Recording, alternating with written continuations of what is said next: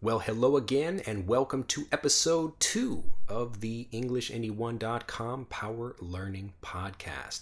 I'm Drew Badger, the co-founder of EnglishAnyone.com. I'm an author and an English speaking confidence expert, and I'm here to help you get fluent faster. Let's begin.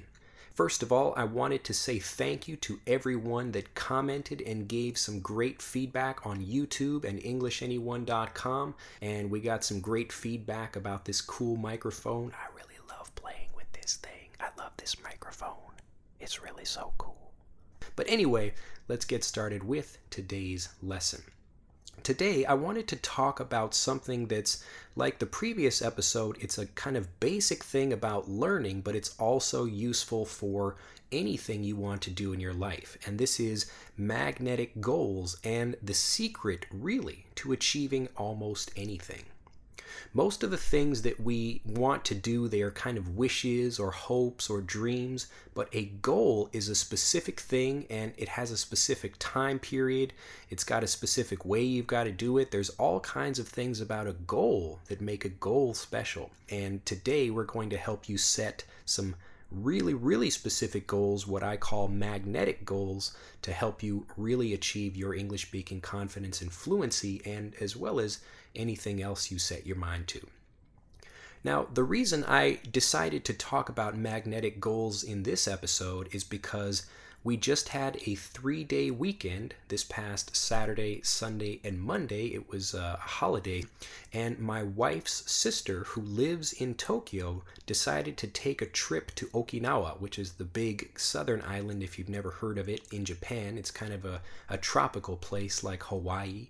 And my wife's sister went down there with her friend, and while they were there was a huge snowstorm that stopped a lot of planes and a lot of air traffic in Tokyo.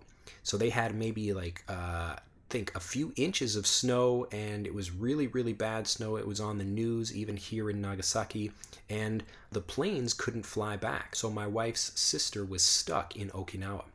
Now, it's not so interesting that my wife's sister was stuck in Okinawa, but what is interesting is how she thought about that.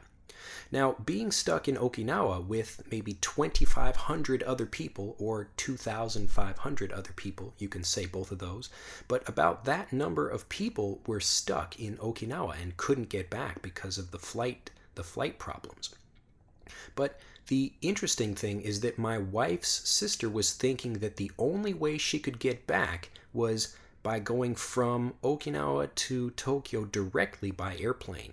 Maybe she didn't think that was the only way, but in her mind, that was the only solution. That was the only thing she could do. In reality, there are many different ways to get from Okinawa to Tokyo. You could take a boat, or you could take a train or a bus or a car. There's lots of different options and ways that you can get from Okinawa to Tokyo. But the real reason why I'm bringing this up now, and the reason it's important for you to understand this, is because most students, and maybe yourself from time to time for thinking about different things, you think about a goal with all of the steps that you have to do, and you think that's one specific thing.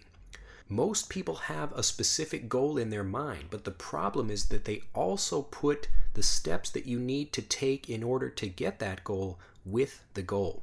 So in my wife's sister's case, she put the traveling by airplane to Tokyo as part of a way of getting to Tokyo with the goal of getting to Tokyo. The real goal is just to get to Tokyo. It's not to get to Tokyo by plane. You don't need to get to Tokyo by plane. You just need to get to Tokyo. And I'm talking about this because I want you to think about that in the same way when you think about how you get fluent in English. I get lots of questions from students about how do I study, and complaints that they can't study because they need to talk with a native speaker who lives around them in order to get fluent in English faster. They say, I know I need to practice, I know I need to get out and meet native speakers, but there are no native speakers living around me. Listen carefully to what that's saying. They are already thinking that the goal of getting fluent means that you have to have native speakers who live around you in order to get fluent. And that's connecting the goal with the step that you need to take in order to get there. And that's just one possible step. It's not something you have to do. When I was practicing Japanese in America, I would just watch movies, and I didn't always have an opportunity to talk with Japanese speakers that lived where I did. It just happened to be if I could find some, then that was great. But I found people online to practice with, and I would send people emails and talk with them and try to improve my Japanese that way. But the interesting thing is that if you don't focus on the steps to getting something and you just focus on the goal and you make that goal really, really strong and specific, then the steps to getting you there become much more open. Now, before we talk about what a magnetic goal is and how you actually make a magnetic goal, I want to talk about two specific reasons why it's a really bad idea to talk about the steps that are required in order to do something. If you think about the steps to do something before you have a goal, or you try to think about them at the same time, two really bad things are going to happen. The first bad thing that will happen is you will look at all of these steps that are required to do something, and then you will not want to do it because it will be intimidating. You will be overwhelmed. It will be too much to do. I remember when I was publishing my first book and thinking about all of the steps I had to do in order to do that, it would have been crazy. I just had the idea of publishing a book so I could do this and I could teach that, and that's what I really wanted to do. But if I thought about, okay, I have to start a company, I have to find a person that can do this and a person that can print that and a place to sell it and all these other things, I would have probably not done it because it would have been too much to think about.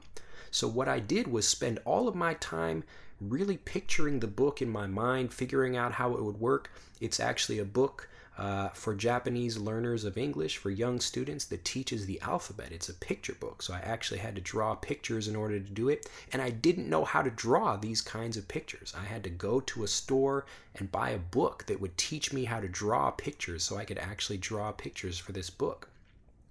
I'm an all-right artist, but definitely not good enough to draw my own pictures for a book, so I had to learn how to do that. And if I would have thought about all of those things at the beginning for each step at the beginning, then I would have not wanted to make that book. It would have just been too much effort. And I know a lot of students think the same way. They think, okay, I have to buy this book and I have to study for years and I have to find people and spend a lot of money in order to get fluent. But if you think about all those things, then you are beginning and you are setting yourself up for failure because it's going to be too intimidating and it's just going to be too much of a hassle for you to want to do those things. So that's the first bad reason why you don't want to think about the steps to doing something before thinking about the goal and really making the goal strong, which we'll talk about in a minute. The second reason it's a bad idea to think about the steps for doing something before you really focus on the goal is because you blend or you mix the goal with all of the steps and you think that you have to do certain steps to make a goal. I see this all the time in Japan, that people want to do something and that they have to do it in a certain way because that's just how it's been done, or what they hear from other people about how to do something. And this is the same thing that happened to my wife's sister. She thought that the only way she could get back to Tokyo would be to fly directly from Okinawa to Tokyo, and that's why she had to wait instead of flying to a different location or doing something else in order to get to Tokyo in a different way. So again, these two things, and this is the reason why it's important to not think about the steps that you need to do before you think about your goal. The first one is that you'll be intimidated. There will be too much to think about and you will talk yourself out of doing something. This means to stop yourself and to give yourself reasons why you don't want to do something. And the second bad reason is that it will stop your mind from being creative about how you can accomplish something. Again, the more specific you make your goal, the easier it is for your mind to naturally come up with really interesting ways to achieve that goal quickly. Now that we've talked about why you absolutely don't want to talk about the steps to doing something before you focus on the goal, let's talk about how you make a magnetic goal. One maxim or rule for how to live your life is it's better to measure 9 times and cut once than it is to cut 9 times because you measured once. I'll say that again, it's kind of tricky. It's better to measure 9 times and cut once than it is to cut 9 times because you measured once. Now, this maxim, it means that it's a much better idea to really think about something and think it through, because thinking is easy to change.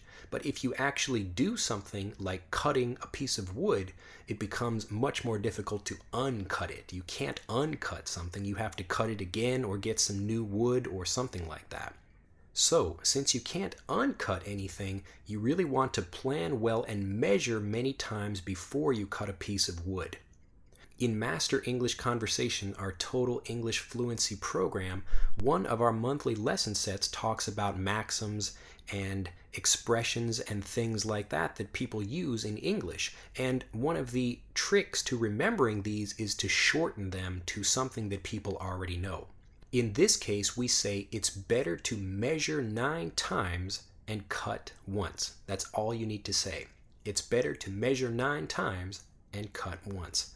And all this means is that you really want to be specific and think about something and be thoughtful when you're thinking about a plan or a goal. And that way it will be much easier for you to achieve when you're finally thinking about how to accomplish it. So thinking about that maxim, let's get into magnetic goals. I want you to do this with a bit of a homework assignment. And I honestly, if you do this homework assignment, if you try this with me right now, you will start thinking in a different way, and you will be amazed by how your mind begins opening up to lots of new possibilities and lots of new interesting ways of doing things, because you're really focusing on the goal and not thinking at all about how to do something. A magnetic goal is a goal that's so strong it pulls you to it automatically. And we're going to talk about how that works using this homework assignment. The first thing I want you to do is get 3 pieces of paper, and you can use a pencil or a pen. You can even do this on the computer if you like. The first thing I want you to do with the first piece of paper is to write one sentence that's just a goal, but a very general, vague goal, like a wish. You can write something like, I want to go to Africa, or I want to speak English fluently, or I want to eat Chinese food for dinner. Whatever the goal is, it should be just one sentence. So write one sentence on the piece of paper. Now I want you to take the second piece of paper and write maybe 4 or 5 sentences about that same goal. Take the same goal and just be more specific about it. I want to go to Africa in 2016. I want to go with my friend and take my family, and I want to see all kinds of animals on a safari. Whatever the goal is, just write a few sentences and make it a bit more specific in your mind. With the third piece of paper, I want you to cover the whole sheet of paper with writing. Again, do this on the computer, or you can do this with an actual sheet of paper and a pencil and a pen.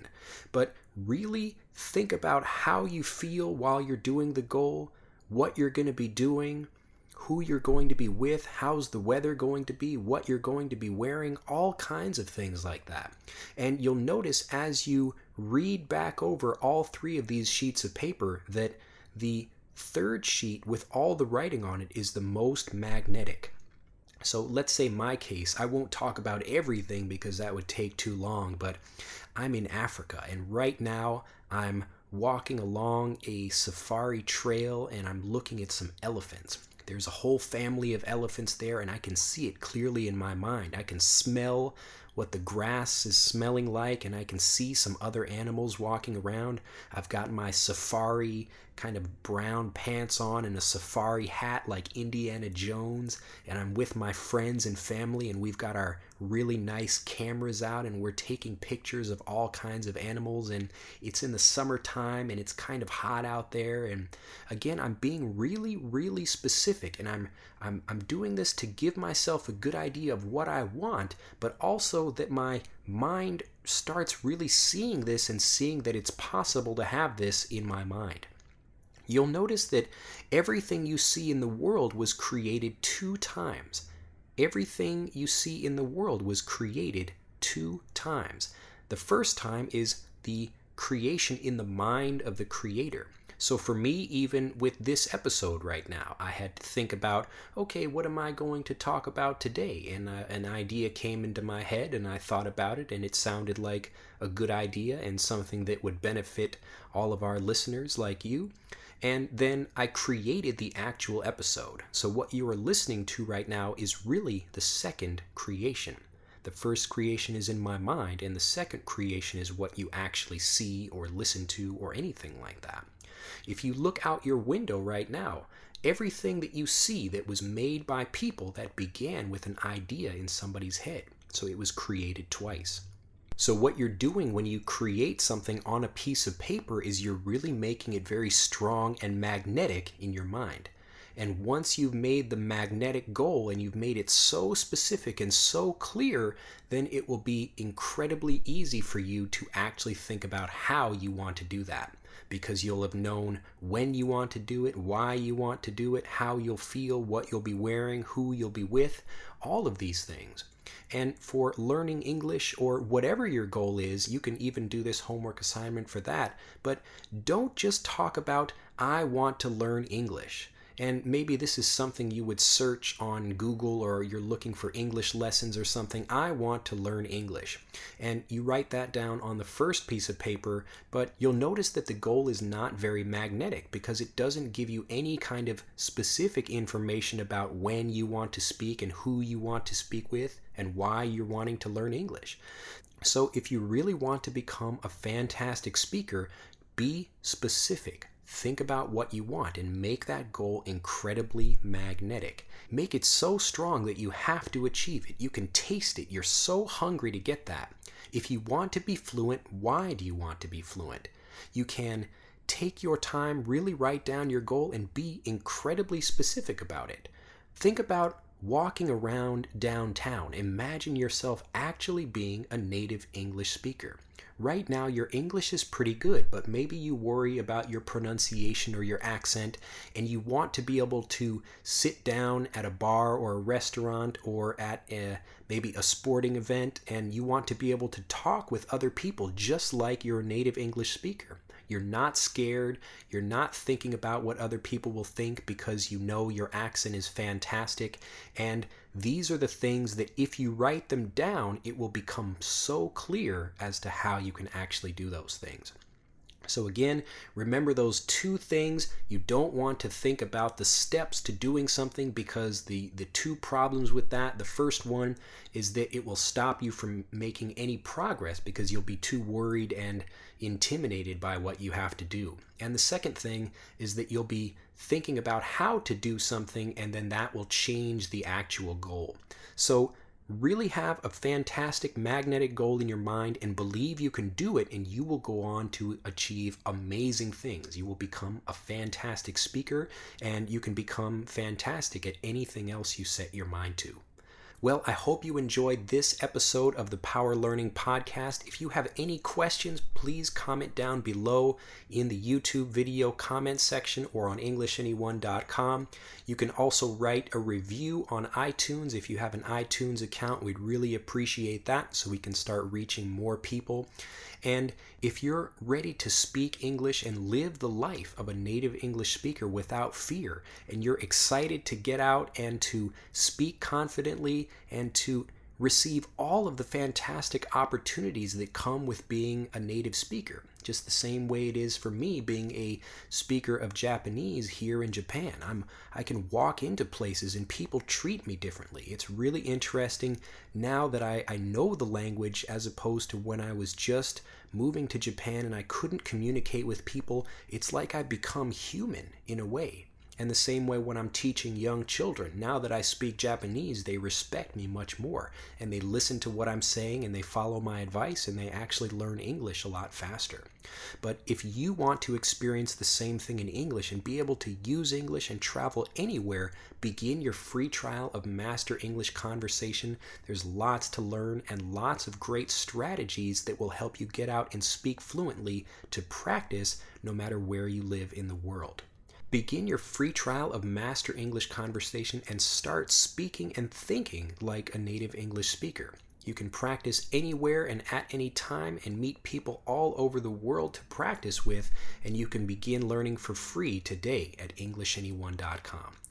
Have an excellent day, and we'll see you next time at EnglishAnyone.com and right here on the Power Learning Podcast. Bye-bye.